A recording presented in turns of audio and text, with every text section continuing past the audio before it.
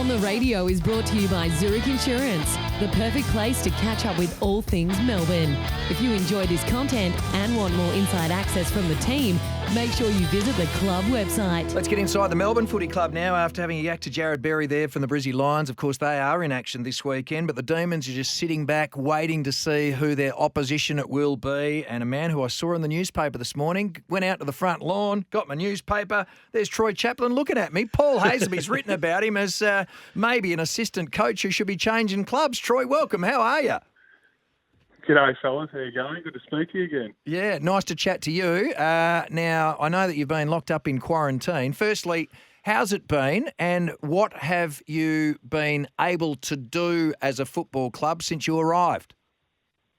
No, it's been really good, actually. We're out at Joondalup again. We're here a couple of weeks ago, so we're familiar with the area.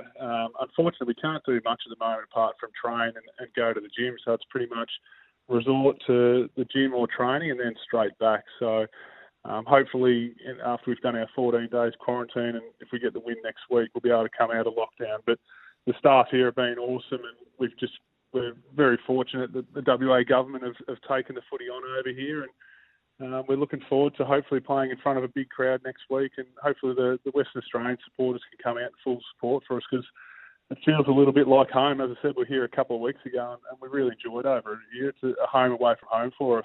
They'll come out. They've already sold 39,000 tickets for tomorrow night's game, so I reckon the prelim, that will be more than that as well. But what did you think? You would have had a chance to review that game against the Brisbane Lions. It was quite comprehensive.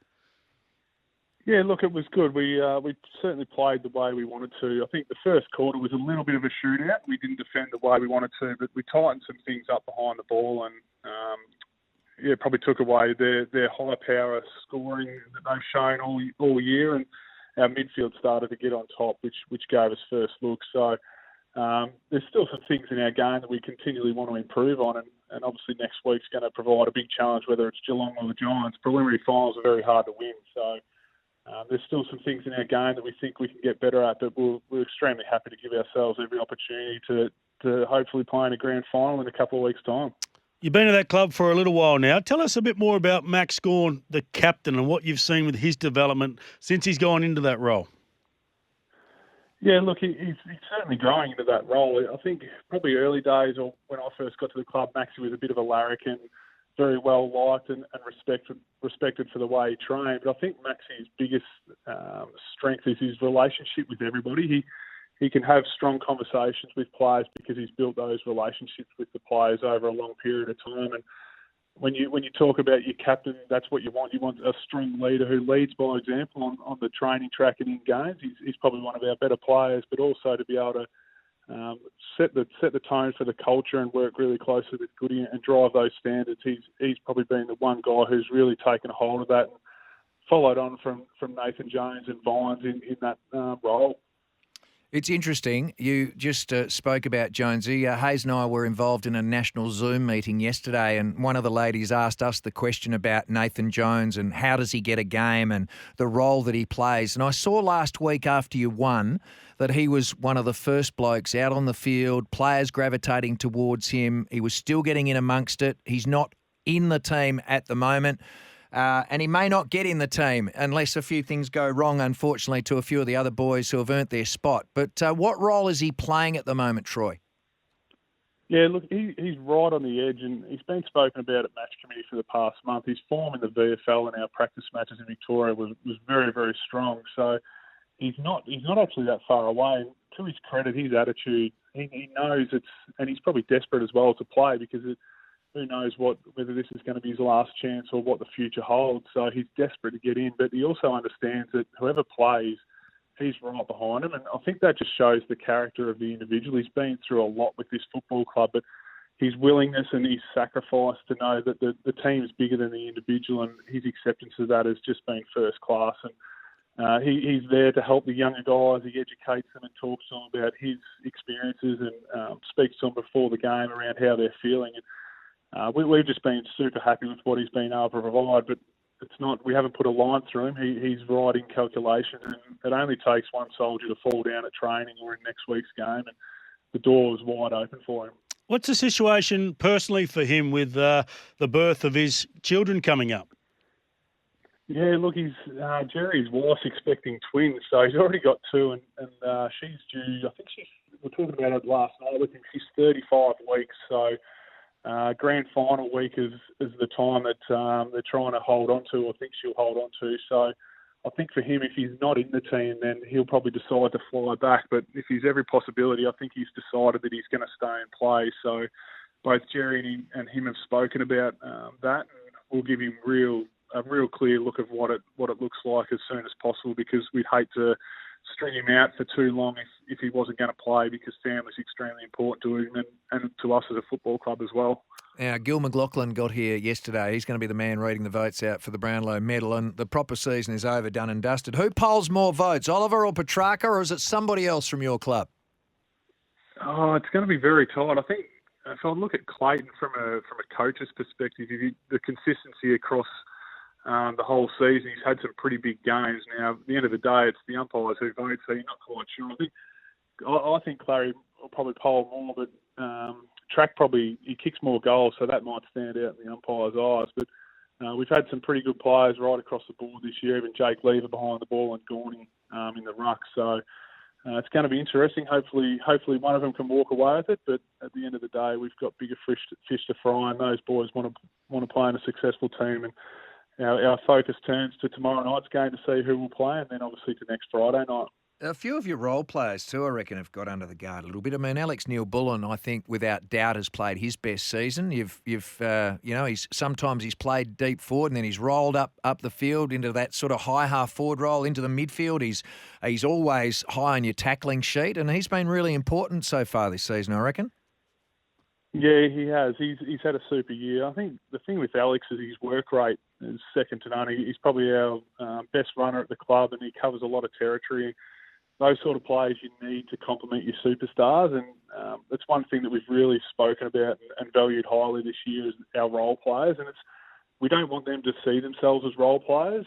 Yeah, everyone's got a role within the team, but it's what level you can play it at. We want you to move from being a role player to be a great role player. So our language to those guys has always been around bringing your strengths and taking your game to the next level. And Alex is a real hard worker, and he's got some friends down there in Charlie Spargo and Kasai Pickett. These guys, they don't get much of the ball, but what they do for us as a team to help our system is just so valuable, and internally we rate it very, very highly. Last week I asked about Luke Jackson, so I'm going to keep going on it. But how's his teeth? That's what I want to ask. He lost his front teeth. Can they be replaced properly, and will it look good in time?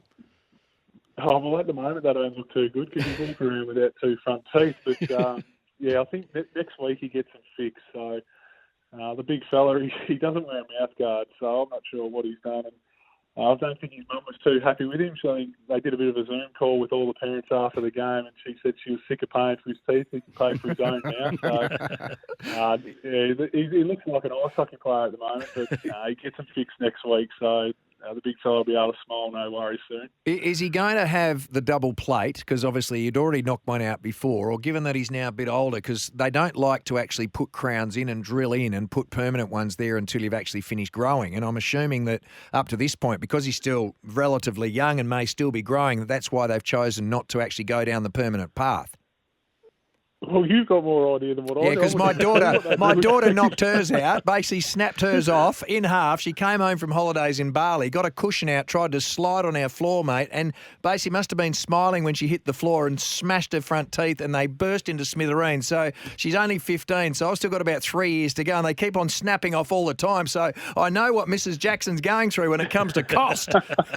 Yeah, well, he's going to be up for a fair bit, I reckon, because, as you said, he's had the front teeth before, so I'm assuming he'd have the double plate. So, I think going forward though, he's going to be wearing a mouth guard. That's for certain. He got one made at 3/4 time, the old chemist job where you boil it, and it's not very funny. So, look, he's a ripping kid, and he's a bit of a character amongst the boys. So when you see him without the two front teeth, you just can't help but laugh at the big fella. Hey, Troy, I know you don't like the limelight, but the reason you were on the paper in the paper that Carl alluded to at the start was my article. I was talking about the West Coast Eagles and their need for some good assistant coaches, and I thought, given the defensive strategy this year of your team under your guidance, that it would be a good idea to go to the West Coast Eagles. I'm not going to ask you about that, but your own coaching credentials, and we're talking a lot in nowadays about who are the next crop coming through. What would you like to get out of your career?